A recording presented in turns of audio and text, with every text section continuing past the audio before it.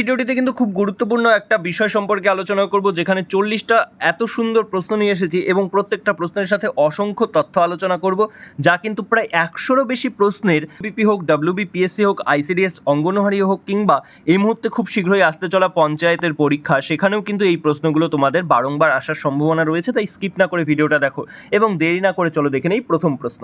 পশ্চিমবঙ্গের রাজ্য পশু কোনটি? সঠিক উত্তর তোমরা সবাই জানো, মেছো বিড়াল। এছাড়াও আমরা যদি অনেকগুলো তথ্য দেখে নেই, যেমন রাজ্য পাখি মাছরাঙা, রাজ্য ফুল কি শিউলি, রাজ্য বৃক্ষ কি ছাতিম গাছ। তোমাদের জন্য আমি একটি প্রশ্ন রেখে যাচ্ছি, সেটি হচ্ছে রাজ্য ফুল ফলের নাম কি? রাজ্য ফুল জেনেছি, পাখি বৃক্ষ জেনেছি, রাজ্য ফল কোনটি আমাদের পশ্চিমবঙ্গের? অবশ্যই কমেন্ট বক্সে তোমরা জানাতে ভুলবে না। পরের প্রশ্ন আমরা যদি দেখে নেই, ভারতের রুর কাকে বলা হয়? রুর বানানটা একটু এখানে ভুল রয়েছে, রুর বানান হবে এটা। ভারতের রুর কাকে বলা হয়? সঠিক উত্তর তোমরা জানো, দুর্গাপুরকে। আচ্ছা, দুর্গাপুর কোন জেলায় অবস্থিত? পশ্চিম বর্ধমান জেলায় অবস্থিত। এটি কোন নদীর তীরে অবস্থিত? তোমরা জানো এটি দামোদর নদীর তীরে অবস্থিত। আচ্ছা, রুর শিল্পাঞ্চল কোন নদীর তীরে গড়ে উঠেছিল? জার্মানিতে রুর শিল্পাঞ্চল গড়ে উঠেছে কিন্তু রাইন নদীর তীরে, এটা মনে রাখতে হবে। এছাড়াও যদি আমরা দেখে নেই, দুর্গাপুর কেন বিখ্যাত? আচ্ছা, দুর্গাপুরে কি লৌহ ইস্পাত শিল্প কারখানা রয়েছে? সেটি কি নামে পরিচিত? সেই সংস্থাটি অবশ্যই কমেন্ট বক্সে আমাদের জানাতে ভুলবে না। পরের প্রশ্ন যদি দেখে নেই, ভারতের প্রথম জ্ঞানপীঠ পুরস্কার বিজয়ী বাঙালি। এটা ইম্পর্টেন্ট আমাদের জন্য যে বাঙালি সাহিত্যিককে। অবশ্যই সঠিক উত্তর তারাশঙ্কর বন্দ্যোপাধ্যায়। তারাশঙ্কর বন্দ্যোপাধ্যায় 1966 সালে গণদেবতার জন্য তিনি এই পুরস্কার পান। আচ্ছা, ভারতের প্রথম জ্ঞানপীঠ বিজয়ীকে? জি শঙ্কর কুরুপ কিন্তু হচ্ছে ভারতের প্রথম জ্ঞানপীঠ বিজয়ী। আচ্ছা, প্রথম মহিলা জ্ঞানপীঠ বিজয়ী? অবশ্যই আশাপূর্ণা দেবী কিন্তু ছিলেন প্রথম বাঙালি। আচ্ছা, প্রথম প্রতিশ্রুতি তার উপন্যাস, সেটার জন্য কিন্তু তিনি পেয়েছিলেন এই সম্মানটি। জ্ঞানপীঠ হচ্ছে ভারতের সর্বোচ্চ সাহিত্য সম্মান। তাহলে একসাথে আমরা কতগুলো প্রশ্ন জেনে নিলাম। ভারতের সর্বোচ্চ সাহিত্য সম্মান কি? জ্ঞানপীঠ। এটাও কিন্তু আমাদের মনে রাখতে হবে। পরের প্রশ্ন যদি দেখে নিই, ভিটামিন সি এর রাসায়নিক নাম কি? Ascorbic acid. তোমরা জানো অনেকগুলো ভিডিওতে আমি এক্সট্রা করে আলাদা ভিটামিনের উপরে সুন্দর ক্লাস নিয়ে এসেছিলাম, সেখানেও আলোচনা করেছি। এর অভাবে কোন রোগ হয়? স্কারভি রোগ হয়, এটা তোমরা জানো। আচ্ছা, এটি কোন ধরনের ভিটামিন? ভিটামিন কোন ধরনের হয়? দু ধরনের ভিটামিন হয়, একটি হচ্ছে জলে দ্রবণীয় এবং দু নম্বর হচ্ছে ফ্যাটে দ্রবণীয়। এটি তাহলে ভিটামিন সি কোন ধরনের ভিটামিন? ভিটামিন সি হচ্ছে জলে দ্রবণীয় ভিটামিন। এগুলো কিসে কোন ধরনের ফলগুলোতে পেতে পারি? আমরা জানো তোমরা টক জাতীয় ফলগুলোতে কিন্তু আমরা ভিটামিন সি পেতে পারি, যেমন আমলকি, লেবু, পেয়ারা, টমেটো, কাঁচা লঙ্কা। রান্না করলে বা উত্তাপ দিলে ভিটামিন সি দ্রুত নষ্ট হয়ে যায়, এটাও কিন্তু একটা মনে রাখার মতো আমাদের জন্য। তারপরে যদি দেখে নিই, পশ্চিমবঙ্গের সর্বোচ্চ পর্বতশৃঙ্গ কোনটি? সান্দাকফু। আচ্ছা, সান্দাকফু কোন পর্বতশ্রেণীর অন্তর্গত? সিঙ্গালীলা পর্বতশ্রেণীর অন্তর্গত একটি বিখ্যাত উচ্চতম শৃঙ্গ। আচ্ছা, পশ্চিমবঙ্গের দ্বিতীয় উচ্চতম শৃঙ্গ ফালুট, মনে রাখতে হবে। এবং আর একটা বিষয় যদি আমরা দেখে নিই, আমরা যদি পশ্চিমবঙ্গের উপরের অংশটা দেখি কিছুটা, তাহলে দেখতে পারবো এরকমভাবে পশ্চিমবঙ্গের কিছুটা উপরের অংশ রয়েছে। তো সেক্ষেত্রে আমরা যদি দেখে নেই যে এই ক্ষেত্রে মনে রাখতে হবে সবার উপরে হচ্ছে ফালুট, তারপরে সান্দাকফু, এবং মাঝ দিয়ে বয়ে গেছে এইভাবে আমাদের তিস্তা নদী। তিস্তা নদীর ডান দিকের অংশে কিন্তু আমরা আরও একটি পর্বত চূড়া দেখতে পাই, যেটি কোনটি? দূরপিন দ্বারা পর্বত শ্রেণীর অন্তর্গত ঋষিলা, মনে রাখবে। আচ্ছা, একই সাথে আমরা যদি দেখে নেই, এই যে অংশটা রয়েছে আমাদের, এই অংশটা তিস্তা নদীর, যেটাকে বলা হয় কি পশ্চিম দিক। তিস্তা নদীর পশ্চিম দিককে কিন্তু বলা হয়, মনে রাখবে, তরাই, এবং পূর্ব দিক এই অংশটা ডুয়ার্স। তাহলে যদি এভাবে প্রশ্ন আসে তোমাদের সামনে যে তরাই অঞ্চলের সর্বোচ্চ শৃঙ্গ কোনটি, সেক্ষেত্রেও কিন্তু সান্দাকফু সঠিক উত্তর। কিন্তু ডুয়ার্স অঞ্চলের সর্বোচ্চ শৃঙ্গ কিন্তু আসলে পরে ঋষিলা হবে সঠিক উত্তর। দূরপিন দ্বারা পর্বতশ্রেণীর অন্ত, এটাও কিন্তু মাথায় রাখতে হবে তোমাদেরকে। এর পরের প্রশ্ন যদি আমরা দেখে নেই, integrated child development services, ICDS এর পুরো নাম। এটা বিভিন্ন পরীক্ষার জন্য গুরুত্বপূর্ণ যে ICDS এর পুরো নাম কি। এবার ICDS এর জন্য গুরুত্বপূর্ণ হচ্ছে যে ICDS কবে চালু হয়? 1975 সালের 2রা অক্টোবর। আচ্ছা, 2রা অক্টোবর যখন আমরা জানতে পারছি, 2রা অক্টোবর কার জন্মদিন? অবশ্যই মহাত্মা গান্ধীর কিন্তু জন্মবার্ষিকী, এটা মাথায় রাখতে হবে। আচ্ছা, এটি কোন মন্ত্রকের আওতাধীন? এটি হচ্ছে কেন্দ্রীয় নারী এবং শিশু উন্নয়ন মন্ত্রকের আওতাধীন। আচ্ছা, এই ক্ষেত্রে কত বছর বয়সী শিশুদের সংক্রান্ত আলোচনা করা হয়? মনে রাখবে 0 থেকে 6 বছর বয়সী শিশু, গর্ভবতী ও স্তন্যদাত্রী মায়েদের পুষ্টি এবং স্বাস্থ্য নিশ্চিত করার লক্ষ্যে কিন্তু ICDS গড়ে উঠেছিল, যাকে অঙ্গনওয়াড়িও বলা হয়। অঙ্গনওয়াড়ি কেন্দ্রের মাধ্যমে এই পরিষেবা প্রদান করা। এরপরে যদি আমরা দেখে নিই, সুন্দরবনকে কত সালে ইউনেস্কো ওয়ার্ল্ড হেরিটেজ সাইট ঘোষণা করে? 1987 সালে। 1989 সালে সুন্দরবনকে বায়োস্ফিয়ার ঘোষণা করা হয়, এটা ইম্পর্টেন্ট। এবং বিশ্বের বৃহত্তম ম্যানগ্রোভ অরণ্য এটা, যেখানে রয়্যাল বেঙ্গল টাইগারকে দেখা যায়। এটি রামসার সাইট কবে ঘোষিত হয়? রামসার সাইট কোন জায়গাগুলোকে গুরুত্বপূর্ণ সহকারে রামসার সাইট হিসেবে ঘোষণা করা হয়? জলাভূমিকে, মনে রাখবে জলাভূমিকে রামসার সাইট হিসেবে ঘোষণা করা হয়, এটি রামসার সাইট হয় 2019 সালে। আচ্ছা, যদি প্রশ্ন আসে পশ্চিমবঙ্গে মোট কয়টি রামসার সাইট রয়েছে, মনে রাখবে পশ্চিমবঙ্গে 2টি রামসার সাইট রয়েছে। কোনটি? একটা হচ্ছে পূর্ব কলকাতার জলাভূমি। পূর্ব কলকাতার জলাভূমি কিন্তু অনেক আগেই রামসার সাইটের অন্তর্গত হয়েছিল, এবং তারপরে কোনটি হয়েছে? অবশ্যই সুন্দরবন। তাহলে 2টি আমরা জেনে নিলাম। পরের প্রশ্ন যদি দেখি, ভারতীয় সংবিধানের অভিভাবক ও রক্ষক কাকে বলা হয়? সুপ্রিম কোর্টকে ভারতীয় সংবিধানের অভিভাবক ও রক্ষক বলা হয়, কারণ সংবিধানের ব্যাখ্যা প্রদানকারী চূড়ান্ত কর্তৃপক্ষ হলো সুপ্রিম কোর্ট। এছাড়াও যদি দেখি, সুপ্রিম কোর্টের 32 নম্বর অনুচ্ছেদ অনুযায়ী সুপ্রিম কোর্ট মৌলিক অধিকারের সুরক্ষায় 5টি লেখ জারি করতে পারে। এই 32 নম্বর অনুচ্ছেদকে বি.আর. আম্বেদকর কি বলেছিলেন? ভারতীয় সংবিধানের হৃদয় বলেছেন। কে বলেছেন? বি.আর. আম্বেদকর। তোমরা জানো আম্বেদকর কিন্তু এই সংবিধানের এই আইনটিকে বা এই ধারাটিকে বলেছিলেন যে ভারতীয় সংবিধানের হৃদয়। আচ্ছা, এটি সুপ্রিম কোর্ট কবে প্রতিষ্ঠিত হয়? 28শে জানুয়ারি 1950 সালে। তার আগে এটির নাম কি ছিল? Imperial court. Imperial court. আচ্ছা, ইম্পেরিয়াল কোর্ট কবে তৈরি হয় আমরা যদি এটাও জেনে নিই যে ইম্পেরিয়াল কোর্ট কবে তৈরি হয়েছিল। ইম্পেরিয়াল কোর্ট তৈরি হয়েছিল কিন্তু সবার প্রথম কবে? 1773 খ্রিস্টাব্দের রেগুলেটিং অ্যাক্টের মাধ্যমে কলকাতায়। আচ্ছা, ইম্পেরিয়াল কোর্টের প্রথম বিচারপতি কে ছিলেন? স্যার, বিচারপতির নাম মনে রাখবে স্যার এলিজা ইম্পে, যখন প্রথমবারের জন্য ব্রিটিশ ভারতে তৈরি হয়েছিল। আর যদি আমরা জানতে চাই যে এই যে সুপ্রিম কোর্ট রয়েছে, যেটি 28শে জানুয়ারি 1950 সালে তৈরি করা হয় ভারত স্বাধীনতার পরে, এই সুপ্রিম কোর্টের প্রথম বিচারপতি কে ছিলেন সেটি কমেন্ট বক্সে আমাদের অবশ্যই জানাতে একদমই ভুলবে না। পরের প্রশ্ন দেখে নেই, ত্রাসের নদী পশ্চিমবঙ্গের কোন নদী পরিচিত? তিস্তা নদী। তিস্তা কোথা থেকে উৎপত্তি লাভ করেছে? জেমুই হিমবাহ থেকে। আচ্ছা, একে উত্তরবঙ্গের জীবনরেখা বলা হয়, এটা কি তোমরা জানতে? এছাড়াও যদি বলি, দামোদরকে বলা হয় কিন্তু বাংলার দুঃখের নদী।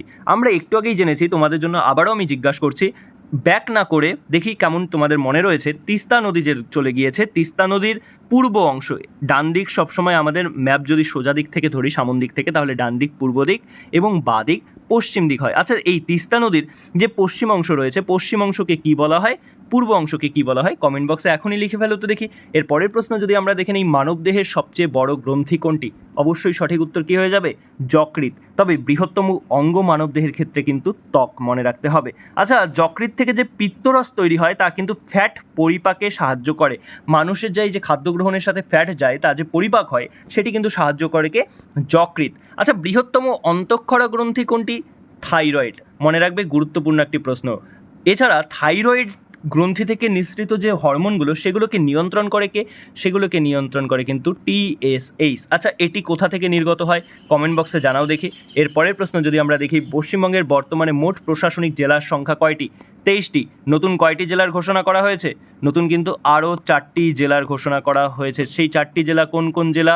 কমেন্ট বক্সে লিখে ফেলো। এছাড়াও এই যে আমি আলোচনা করছি, পুরো পিডিএফটা এভাবেই সুন্দর সব কিছু লেখাসহ পেয়ে যেতে পারো ফ্রিতে, একদমই ফ্রিতে, বিনামূল্যে পেয়ে যাবে, শুধুমাত্র আমাদের ডেসক্রিপশন এবং পিন কমেন্টে দেওয়া কিন্তু আমাদের হোয়াটসঅ্যাপ কিংবা টেলিগ্রাম লিঙ্কে জয়েন করলেই পেয়ে যাবে। আচ্ছা, বৃহত্তম জেলা পশ্চিমবঙ্গের কোনটি? আয়তনের দিক থেকে দক্ষিণ 24 পরগনা, কিন্তু জনসংখ্যার দিক থেকে কিন্তু সেটি উত্তর 24 পরগনা, মাথায় রাখতে হবে। আচ্ছা, ক্ষুদ্রতম জেলা কোনটি? ক্ষুদ্রতম জেলা কলকাতা। পশ্চিমবঙ্গে কয়টি প্রশাসনিক বিভাগ রয়েছে? 5টি। ঠিক আছে, নবীনতম জেলা ছিল পশ্চিম বর্ধমান, কিন্তু নতুন 4টি জেলা কিন্তু ইতিমধ্যেই ঘোষণা হয়ে গিয়েছে। 4টি জেলার নাম তোমরা অবশ্যই জেনে থাকলে কমেন্ট বক্সে জানাও দেখি। তারপরে প্রশ্ন, WHO সদর দপ্তর কোথায় অবস্থিত? Geneva, Switzerland. আচ্ছা, এই জেনেভা সুইজারল্যান্ডে আর কোন কোন যে জাতিপুঞ্জের সাথে সম্পর্কিত যে সংস্থাগুলো রয়েছে তাদের সদর দপ্তর রয়েছে? আমি এর আগের ভিডিওতে আলোচনা করেছিলাম, কমেন্ট বক্সে জানাও দেখি। আচ্ছা, বিশ্ব স্বাস্থ্য দিবস কবে পালন করা হয়? 7ই এপ্রিল। প্রতি বছর 7ই এপ্রিল কিন্তু বিশ্ব স্বাস্থ্য দিবস পালন করা হয়, এটা গুরুত্বপূর্ণ। ইউনেস্কোর সদর দপ্তর প্যারিস, ইউনিসেফের সদর দপ্তর নিউ ইয়র্ক। আচ্ছা, ইউনিসেফ এবং ইউনেস্কোর মধ্যে তফাৎটা কি? কমেন্ট বক্সে লিখে জানাও তো দেখি। এর পরের প্রশ্ন দেখে নেই, ঐতিহাসিক পলাশির যুদ্ধ কত সালে সংঘটিত হয়? এটা তো বলার দরকারই নেই, আমি জানি ইতিহাসের প্রত্যেকটা কম্পিটিটিভ সেক্টরে থাকা অ্যাসপিরেন্টসের ক্ষেত্রে কিন্তু এটা জানা জিনিস যে 1757 সালের 23শে জুন, এবং বাংলাদেশের স্বাধীন নবাব সিরাজদৌল্লার পতন ঘটে এই যুদ্ধের মাধ্যমে। পলাশি অনেকেই মুর্শিদাবাদ ভেবে ভুল করে, মুর্শিদাবাদ নয়, পলাশি কিন্তু নদিয়া জেলায় অবস্থিত। মীর জাফরের বিশ্বাসঘাতকতার কারণে সিরাজদৌল্লা পরাজিত হন, এবং এই যুদ্ধ ছিল ব্রিটিশ শাসনের ভিত্তিপ্রস্তর স্থাপনের প্রথম ধাপ ভারতে। পরের প্রশ্ন যদি দেখে নেই, রক্তের তঞ্চন বা জমাট বাঁধতে সাহায্য করে কোন ভিটামিন? অবশ্যই ভিটামিন কে, যাকে কি বলা হয়? ফাইলোকুইনান বলা হয়। এটাও তোমরা জানো, ভিটামিন কে কিন্তু স্নেহে বা ফ্যাটে দ্রবণীয়? আচ্ছা, এর আগে আমি বলেছিলাম একটা জায়গায়, মনে আছে কি, যে জলে এবং ফ্যাটে, এই যে এই দুটো কিন্তু মাথায় রাখতে হবে। জলে কোন দুটি দ্রবণীয় কমেন্ট বক্সে লেখো, ফ্যাটে কোনগুলো দ্রবণীয়, এডি ইকে এই 4টি ভিটামিন কিন্তু ফ্যাটে দ্রবণীয়। আচ্ছা, রক্ততঞ্চনে কোন খনিজ উপাদান, বারংবার দেখো ভিটামিন অনেকবার পরীক্ষায় এসেছে, তোমাদের সময় আসতেই পারে খনিজ উপাদান কোনটি সাহায্য করে, তাহলে মনে রাখবে ক্যালসিয়াম। আচ্ছা, তারপরে প্রশ্ন আমরা দেখে নেই, পরাধীন ভারতের শেষ ভাইসরয় কে ছিলেন?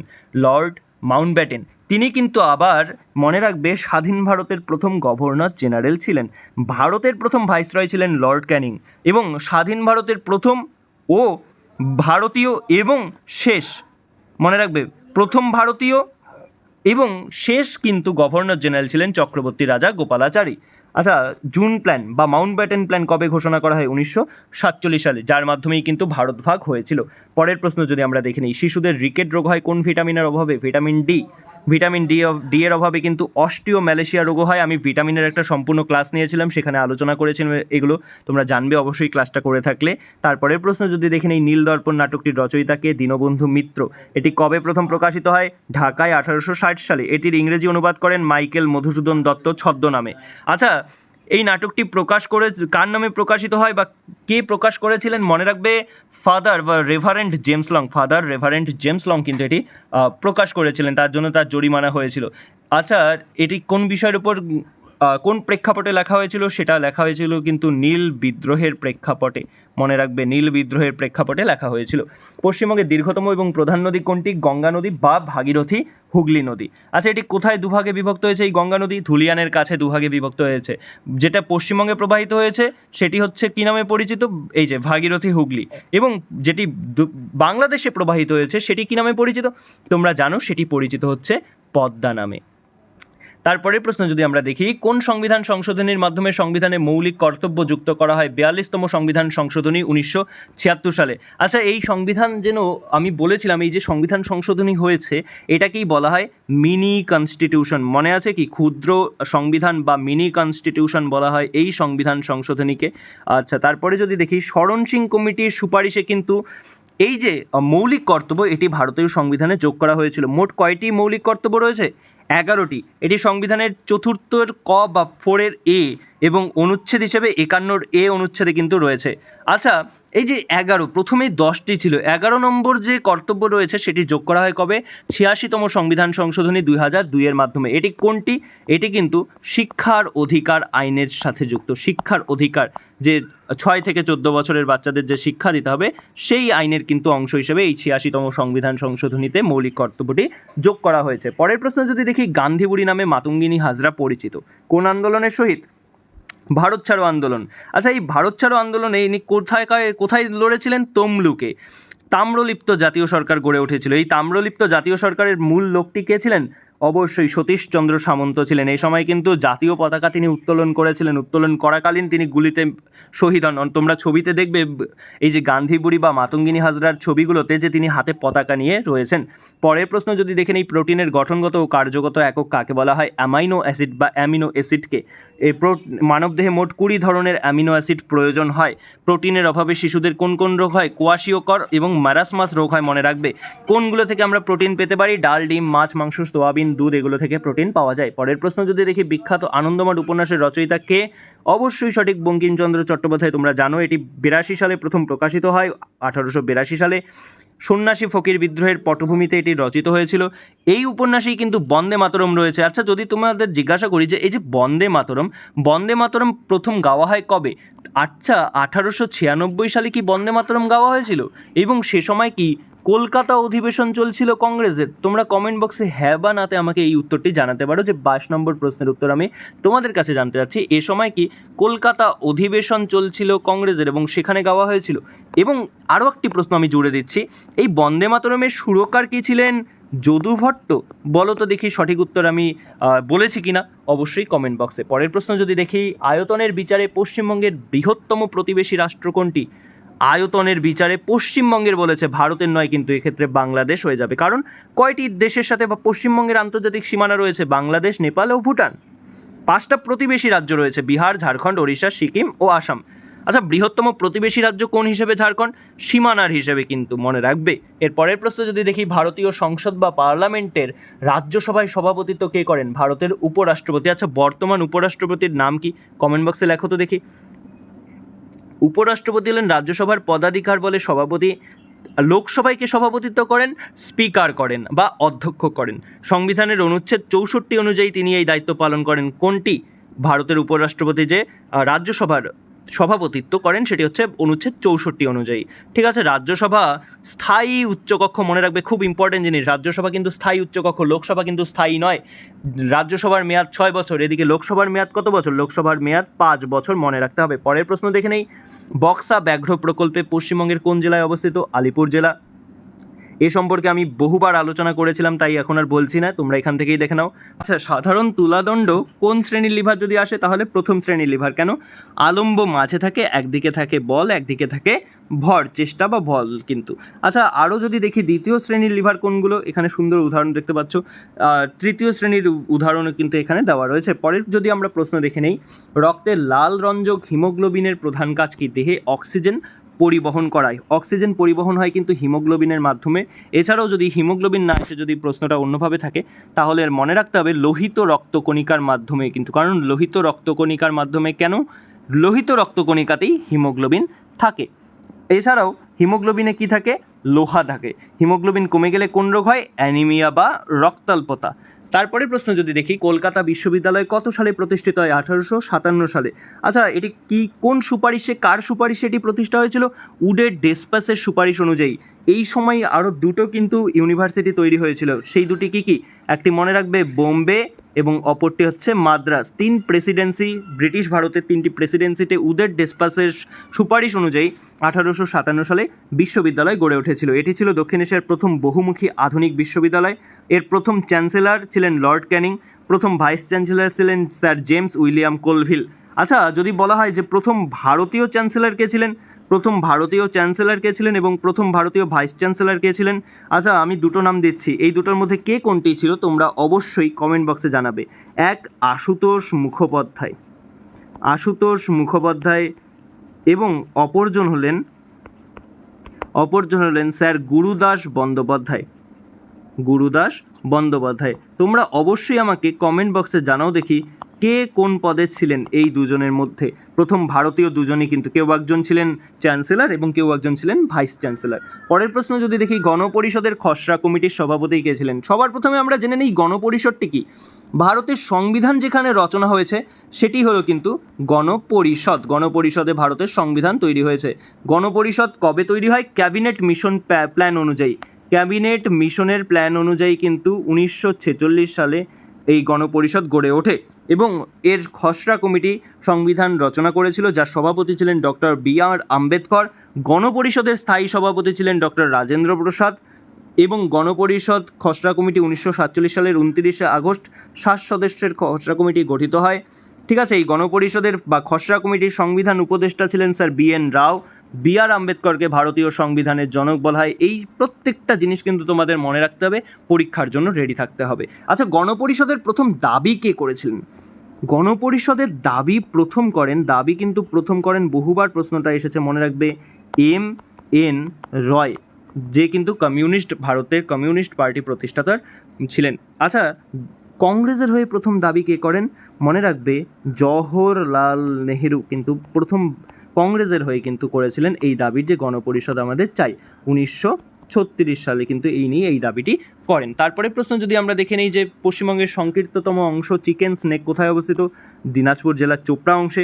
এর চওড়া মাত্র 9 কিলোমিটার, যাকে শিলিগুড়ি করিডোরও বলা হয়। এটি উত্তর পূর্ব ভারতের রাজ্যগুলিকে মূল ভূখণ্ডের সাথে যুক্ত করে। এই যে 9 কিলোমিটার, অর্থাৎ একদিকে হচ্ছে নেপাল আর একদিকে হচ্ছে বাংলাদেশ, মনে রাখবে। পরের প্রশ্ন যদি দেখে নিই আমরা, মানবদেহে রক্তে শর্করার মাত্রা নিয়ন্ত্রণ করে কোন হরমোন? ইনসুলিন। খুব ইম্পর্টেন্ট প্রশ্ন। মানবদেহে শর্করার মাত্রা নিয়ন্ত্রণ করে ইনসুলিন। এটি কোথা থেকে নিঃসৃত হয়? অগ্নাশয় থেকে নিঃসৃত হয়। অগ্নাশয়ের বিটা কোষ থেকে নিঃসৃত হয়, এটা মনে রাখবে। রক্তে গ্লুকোজ বাড়ায় গ্লুকোগন নামের এক হরমোন। ইনসুলিনের অভাবে ডায়াবেটিস মেলিটাস রোগ হয় বা বহুমূত্র রোগ হয়। অগ্নাশয় এক ধরনের কোন গ্রন্থি? মিশ্র গ্রন্থি, মনে রাখবে। পরের প্রশ্ন যদি দেখে নিই, পশ্চিমবঙ্গের কোন জেলাকে ধানের গোলা বলা হয়? পূর্ব বর্ধমান জেলাকে। আচ্ছা, চাল গবেষণা কেন্দ্র পশ্চিমবঙ্গের কোথায় অবস্থিত? চুঁচুড়াতে। ভারতে সর্বাধিক ধান উৎপাদিত হয় পশ্চিমবঙ্গে। কেন্দ্রীয় ধান বা চাল গবেষণা কেন্দ্র কোথায় অবস্থিত? উড়িষ্যার কটকে। পরের প্রশ্ন যদি দেখি, সূর্য থেকে পৃথিবীতে আলো পৌঁছাতে আনুমানিক কত সময় লাগে? তোমরা জানো সবাই 8 মিনিট 20 সেকেন্ডের মধ্যে বা প্রায় 500 সেকেন্ডের মধ্যে কিন্তু পৃথিবীতে আলো এসে পৌঁছায়। আচ্ছা, এই আলোর বেগ কত জানো? এটি কত? 3 × 10⁸ মিটার পার সেকেন্ড কিন্তু। আচ্ছা, আলো যে 1 বছরে দূরত্ব অতিক্রম করে তাকে কি বলা হয়? তাকে বলা হয় আলোকবর্ষ। আলোকবর্ষ কিন্তু দূরত্বের একক, মনে রাখবে। পরের প্রশ্ন যদি আমরা দেখি, মহাত্মা গান্ধী ভারতের মাটিতে প্রথম সত্যাগ্রহ কোথায় করেছিলেন? বিহারের চম্পারণে 1917 সালে। এরপরে তিনি 1918 সালে দুইটি কিন্তু সত্যাগ্রহ করেন। একটি কি ছিল? আহমেদাবাদ মিল ধর্মঘট, অপরটি খেদা সত্যাগ্রহ। আচ্ছা, এই চম্পারণে তিনি কেন এসেছিলেন? কার অনুরোধে? রাজকুমার শুক্লার অনুরোধে কিন্তু চম্পারণে এসেছিলেন। 3 কাঠিয়া প্রথার বিরুদ্ধে, নীল চাষের বিরুদ্ধে কিন্তু তিনি এসেছিলেন। আচ্ছা, গান্ধীজি কবে ভারতে আসেন?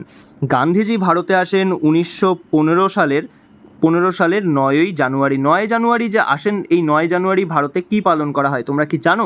9 জানুয়ারি পালন করা হয় আজকাল কিন্তু ভারতে প্রবাসী দিবস পালন করা হয়, যেদিন তিনি ভারতে ফিরে এসেছিলেন। এসে তিনি কোন আশ্রম প্রতিষ্ঠা করেছিলেন? তোমরা জানো হয়তো যে সবরমতী আশ্রম তিনি প্রতিষ্ঠা করেছিলেন ভারতে ফিরে আসার পরে। আচ্ছা, এই 3টি আন্দোলনের পরে তিনি প্রথম একটি সর্বভারতীয় আন্দোলন করেছিলেন। সেই সর্বভারতীয় আন্দোলনটির নাম কি ছিল? অবশ্যই তোমরা জানো, আশা করি, অহিংস অসহযোগ আন্দোলন। অহিংস অসহযোগ আন্দোলন ছিল তার প্রথম আন্দোলন, এবং তারপর তিনি আরও 2টো আন্দোলন করেন। কি কি? আইন অমান্য এবং ভারত ছাড়ো।